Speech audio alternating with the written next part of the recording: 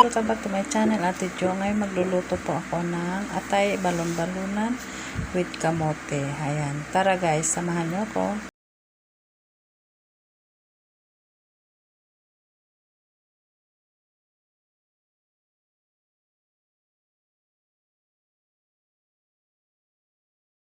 Mainit na siya. So, mayroon ako ditong taba ng manok. Ayan. So, yan na po yung gagamitin ko sa oil. Ayan, hindi ko na kailangan gumamit ng mantika. Ayan. So, hintayin lang natin siya guys na lumabas yung kanyang mantika. Ayan.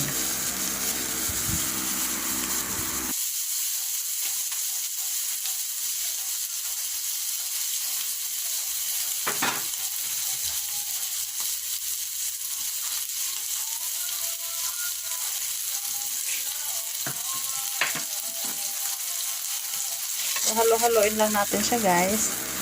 Haluin natin siya para maano yung oil niya lumabas. Ayan. So, sa ganyang itsura niya guys, ayan o, lumalabas na yung mantika niya. Pwede na natin siyang ilagay yung ating sibuyas. Ayan. Ayan. Masasabay ko na yung sibuyas. Ayan. Haluin lang natin siya guys. Ayan. Diba, naka-ano na siya ng oil.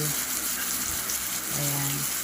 So, pwede ko na rin dito guys isunod yung bawang. Ayan. Ayan natin yung bawang. So, sintayin na lang natin siya maging golden. Ayan. So, ayan natin siya.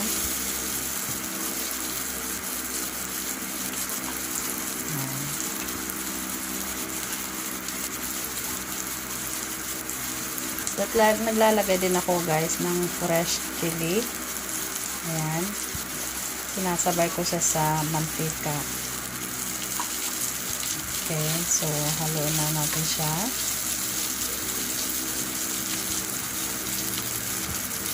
Ayan. Masarap kasi pag medyo maanghang yung adobong atay balon-balonan. So, hindi naman siya masyadong manghang kasi hinati-hati ko lang naman siya.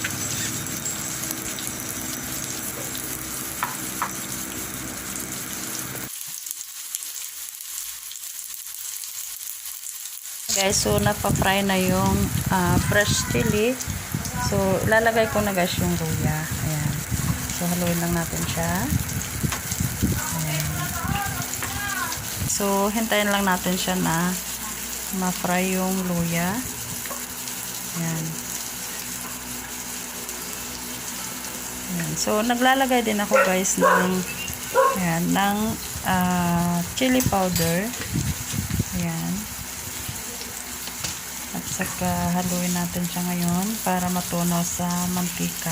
Ayan. So, nakikita nyo guys, maganda yung kulay niya. Ayan. And naglalagay din ako ng Knorr cubes, chicken cubes. So, hindi naman lahat. Naglalagay ako ng half lang. Kalahati lang guys yung nilalagay ko para sa lasa. Ayan. Kalahati lang siya. So, haluin natin siya. Titunaw natin siya ulit sa mantika. Ayan. Para ma-fry siya, para madurog siyang mabuti. Ayan. Hanggang sa matunaw. Ayan. Haluin lang natin siya guys. Ayan. At pwede na natin ilagay yung balon-balunan. Yan. Inuuna ko guys yung balon-balunan kasi medyo mas matigas siya sa atay.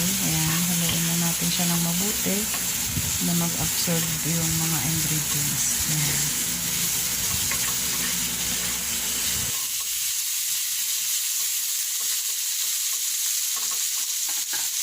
Ayan lang natin siyang medyo ma-stir sa mantika at sa mga ingredients. At pwede na tayo maglagay guys ng asin. Ayan. And then haluin lang natin. Haluin natin siya ngayon. Ayan. Haluin natin hanggang matunaw yung asin. Ayan. So, diba ang ganda ng kulay? Ayan. Colorful dun sa chili powder. At maglalagay na ako guys ng toyo. Ayan. Gamit ko dato puti. Kahit anong toyo naman po pwede natin gamitin. Ayan. Ayan, so, ayan na siya. Ayan, haluin lang natin ulit. Ayan. At guys, yan pwede na natin ilagay yung atay ng manok. Ayan. Isunod natin siya ngayon. Ayan. Haluin na natin siya ng mabuti. Ayan. Haluin lang natin siya ng mabuti nang mag-absorb yung mga ingredients na nakahalo na sa balon-balonan kanina. Ayan. Ayan. Takpan natin siya guys at hintayin natin siyang maluto. Ayan. So check natin. Ayan. So kulong-kulo na siya. Lumabas na yung sauce niya. Ayan. Maganda na siyang tignan. Ayan. Palagay ko luto na to natin. Ayan.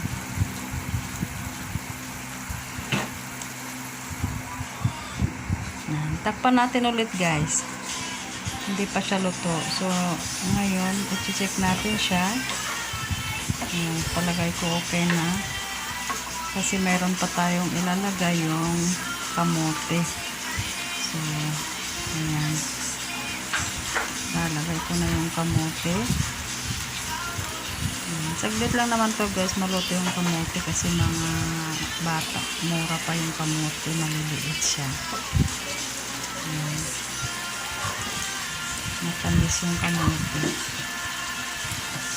Ayan. So tatakpan natin siya ngayon guys hanggang sa matuluyan na siyang maluto. So ayan. Wow, nag-yellow-yellow na siya. So, haluin lang natin siya, guys. Ayan, medyo matigas pa siya ng konti. Hindi pa siya totally naluto. Ayan, half cook pa lang siya. Ayan, half cook na siya.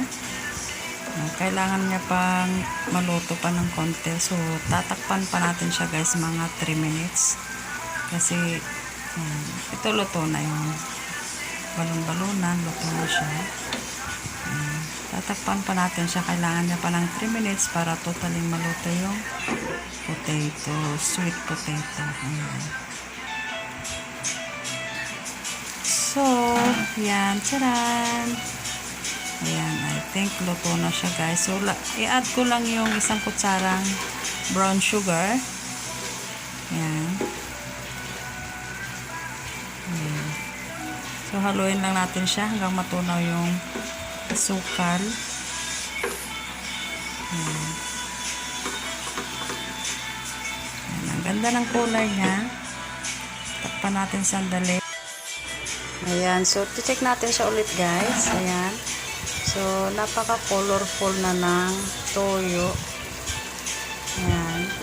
Maganda na yung kulay ng kamote. Naging same color siya ng atay balon-balonan. Ayan. Diba? Ayan.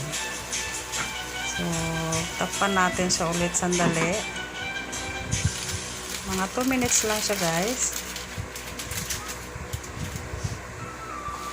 Ayan. So, yung laurel guys, nakalimutan ko sa kaninang ilagay. So, iluglob ko lang siya ngayon para ano lang yung amoy niya sa niluto ko kasi nakalimutan ko talaga siyang lagyan kanina. Ayan. So, takpan natin siya ulit na para lang ano yung amoy niya sa niluto. Ayan. Saglit lang guys. Ayan. So, I think okay siya.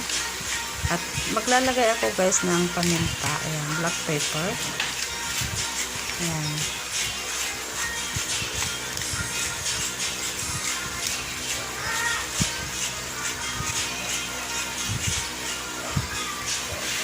Ayan. Masarap kasi pag maraming paminta. Ayan. So, haluin natin siya ulit. Ayan, diba? So, tuyo na siya. Ayan. Ready to serve na siya guys. Ayan. Lutong-luto na siya. So, patayin natin na ngayon guys yung apoy. Ayan. Ready na. Luto na. Pwede nang kumain. Ayan. Ihanda na yung mga kanin.